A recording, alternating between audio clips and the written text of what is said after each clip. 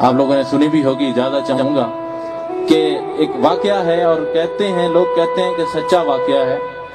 کہ ایک دفعہ ایک پہاڑی علاقے میں ایک بس جا رہی تھی اور اس میں بہت زیادہ مسافر جو ہے وہ سفر کر رہے تھے کہ انہوں نے محسوس کیا کہ بجلی ہے اور بڑی زور سے چمکتی ہے، بس کے اوپر آتی ہے، گرنے والی ہوتی ہے لیکن واپس چلی جاتی ہے۔ 5-6 دفعہ ایسا ہوتا ہے تو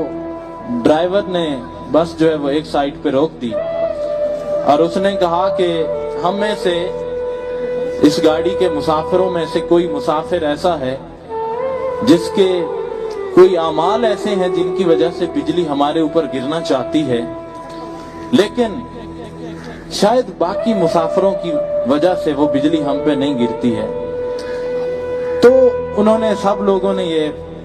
فیصلہ کیا کہ کسی ایک کی وجہ سے اتنے مسافر جو ہیں وہ پریشان ہیں، تو اس کا کوئی حل نکالیں۔ تو انہوں نے حل یہ نکالا کہ تمام جو سواریاں ہیں، جو تمام مسافر ہیں، وہ ایک ایک کر کے اتریں بس سے،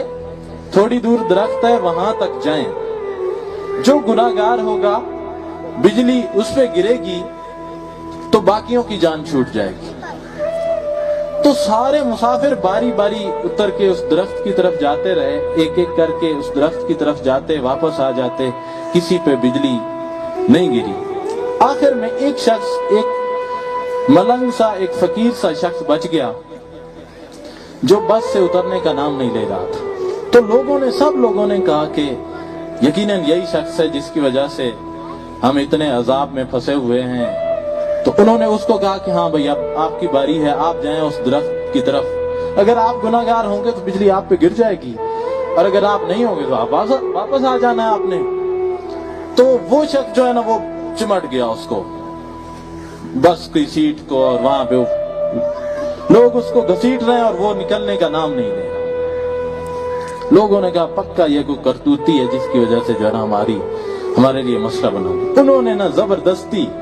اس شخص کو اٹھایا اور بس سے باہر پھینک دیا اور ڈرائیور نے گاڑی چلا دی۔ اندازہ کریں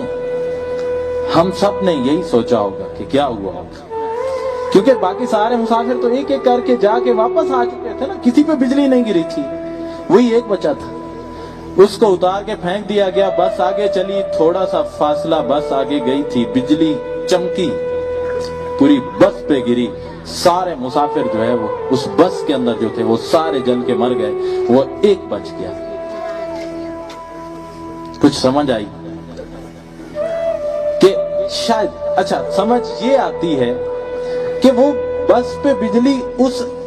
کسی ایک کی وجہ سے نہیں آ رہی تھی، بلکہ وہ سب کی وجہ سے آ رہی تھی، لیکن اس ایک کی وجہ سے واپس جا رہی تھی، جس ایک کو انہوں نے باہر پھینک دیا۔ جس سے ہمیں زندگی میں کبھی سبق اگر لینے کی کوشش کریں تو سبق ملتا ہے کہ شاید ہم کچھ لوگوں کو، ابھی میں جو پاگل کی تعریف بتا رہا تو اس میں بھی ہوتا ہے، یہی بات کی گئی کہ ہم کچھ لوگوں کو صحیح نہیں سمجھتے ہیں، ہم کچھ لوگوں کو زندگی میں اہمیت نہیں دیتے ہیں، اور ہم سمجھتے ہیں کہ یہ تو فضول ہے، اس کا تو کردار ہی کوئی نہیں ہے، یہ تو ملنگ ہے، اس کو تو دنیا داری کا کسی چیز کا پتہ ہی نہیں ہے، یہ تو ہم عقل مندی کا معیار ہم نے کیا بنایا؟ دھوکہ دینا۔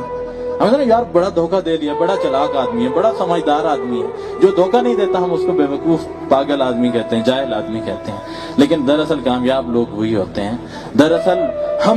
ہم سب کو یہ سوچنا ہے کہ ہم کوئی بڑے اعمال والے، کوئی اچھے لوگ، کوئی نیک لوگ، کوئی فرشتے نہیں ہیں۔ ہمیں اگر رزق مل رہا ہے، ہمیں اگر عزت مل رہی ہے تو شاید اللہ تعالیٰ کے کچھ نیک لوگوں کی وجہ سے، اللہ تعالیٰ کے کچھ دوستوں کی وجہ سے ہمیں رزق مل رہا ہے، ہمیں عزتیں مل رہی ہیں۔ تو اس دنیا میں، اس زندگی میں کبھی کسی کو کم از کم اپنے آپ سے کمتر نہیں سمجھنا، ہمیشہ یہ سمجھنا ہے کہ دوسرے جو ہیں وہ مجھ سے بہتر ہیں۔ میں یہ آپ کو ایک بات کرنا چاہ رہا تھا۔